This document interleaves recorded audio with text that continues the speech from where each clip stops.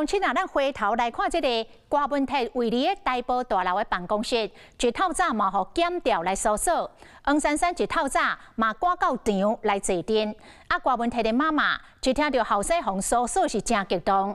另外，2018年捌帮郭文铁来告特曼妨害名誉的律师陆正义，这届嘛再度来出马，要来协助到郭文铁。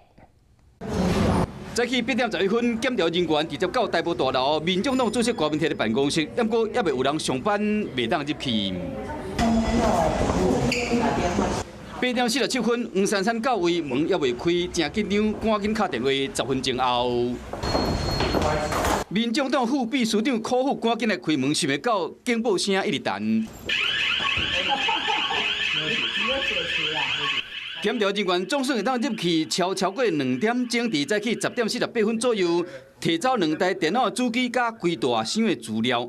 检调透早兵分道路伫搜索针对党主席郭文铁，民众党内部嘛进行相关的讨论。经过了解，郭文铁已经找好辩护律师案。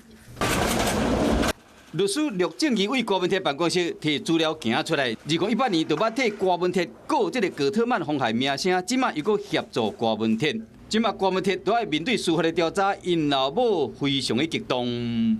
我的囡仔吼，绝对无做歹代志啦。问学校的老师啊，高中、大学咯，高中、大学的时阵，嘛是规矩矩啊。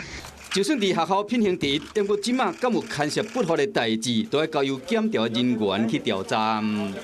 Hello， 我是蒋欣梅，想要抢先掌握最及时的新闻资讯吗？赶快订阅、按赞、开启小铃铛，锁定华视新闻 YouTube 频道。